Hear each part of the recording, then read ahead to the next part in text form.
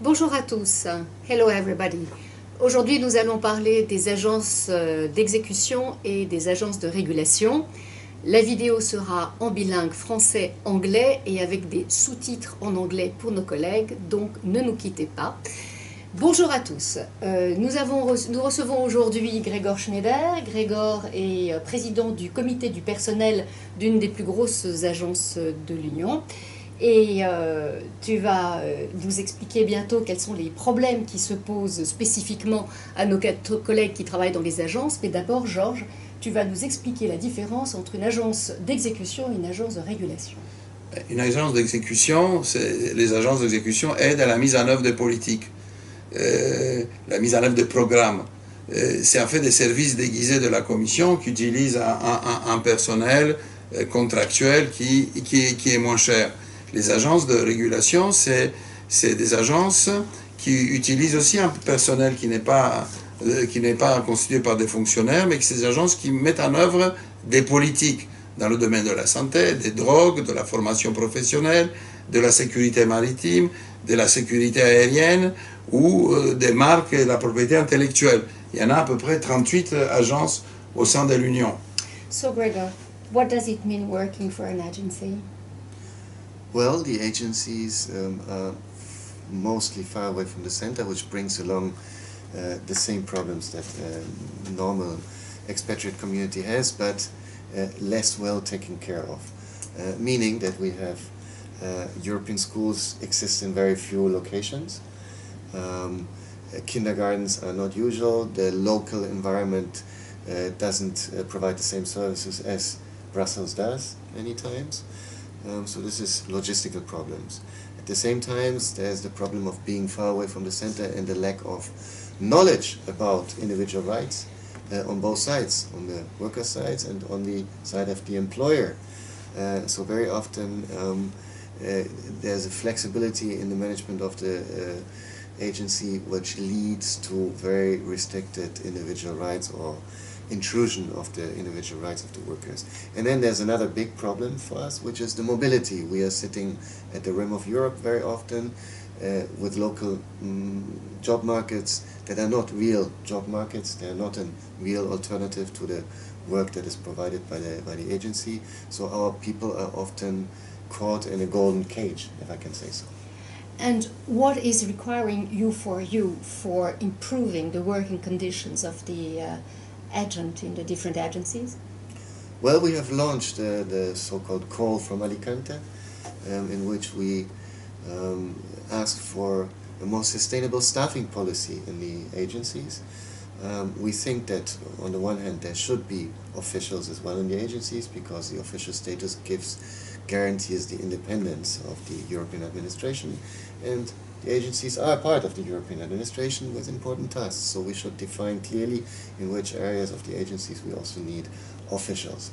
Then there should be much more indefinite contracts. In some agencies there's need of flexibility which is maybe not there, so we should give everybody the opportunity to have stable employment if people work correctly. So indefinite contract should be a rule. And finally, there is sort of social dumping being made because we employ many contract agents, we rely on contract agents, leading to a discriminatory treatment within the agency and the feeling of discrimination because colleagues being paid a different salary are doing exactly the same task. And that's a legacy that our agencies don't need. It's a legacy for the future which is bad because it creates social unrest.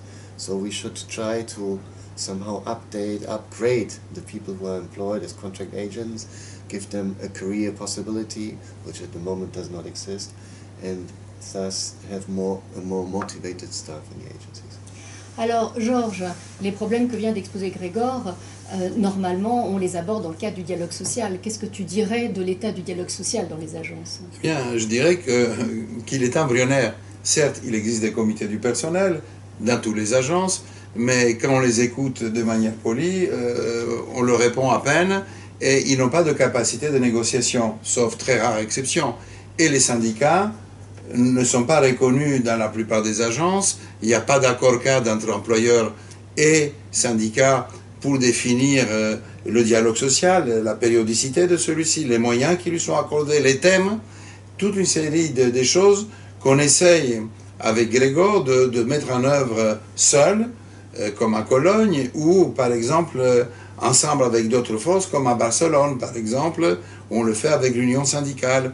Donc là, c'est un très gros sujet, parce que d'une part, le dialogue social et le rôle des syndicats est reconnu dans le traité et dans le statut, et donc je ne vois pas pourquoi seul le personnel devrait se soucier de la constitution de ce dialogue et de la reconnaissance des causes intermédiaires sur le syndicat. Pour nous, les directions devraient avoir à cœur de définir ce dialogue et de promouvoir ce dialogue. Et d'autre part, il y a aussi la commission, elle est gardienne des traités, elle est gardienne de la façon dont le statut est transposé, elle a aussi un rôle à jouer, et nous comptons beaucoup sur elle.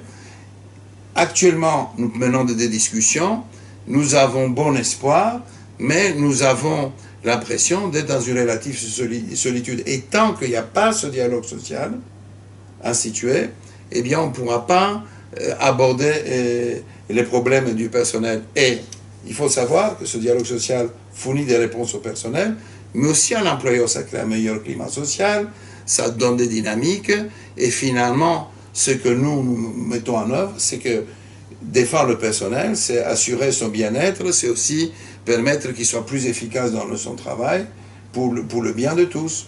Et alors, assurer le bien-être du personnel, ça ne serait pas quand même de rationaliser un tout petit peu plus l'implantation des agences dans les États membres? Évidemment, tu as raison d'attirer notre attention là-dessus. La création des agences aboutit à une logique clientélaire. On dissémine un peu comme des petits cailloux sur le territoire de l'Union des agences, sans penser à créer des pôles finalement européens dans un pays qui pourrait favoriser un marché de l'emploi local, qui pourrait permettre et rendre possible la création des écoles ou des structures d'accueil social, qui pourraient être même des pôles de développement pour des firmes internationales qui iraient s'implanter là-bas du fait de cette présence. Et avoir des agences qui sont disséminées partout ne favorise pas cela, ne permet pas d'avoir des écoles européennes, et ça se traduit par un coût très élevé en termes d'émissions, quand par exemple les collègues de Barcelone doivent travailler avec les gens de Cadarache, ou quand les gens de la Commission doivent travailler avec les gens d'Helsinki, tout ça, ça se traduit par, disons, l'empreinte carbone est très élevée pour parler autrement, et ça se traduit par des coûts et des pertes d'efficacité. Et donc nous militons à moyen terme pour une politique de rationalisation dans l'installation de nouvelles agences. Celles qui sont là, mais pour les futurs, et on devrait avoir une politique plus ambitieuse et plus rationnelle. Et justement, il est question bientôt d'en nommer de nouvelles, donc espérons que nous soyons entendus. Alors Grégor, à très bientôt, hein, nous te reverrons parce que nous sommes précisément en train de négocier un certain nombre d'accords cadres, et donc et Georges et Grégor reviendront devant vous pour vous dire où ils en sont et quel est le succès de ces accords. À très bientôt, à la semaine prochaine. Et je te souhaite bonne chance, Grégor, dans tes élections à Alicante. Merci, Georges.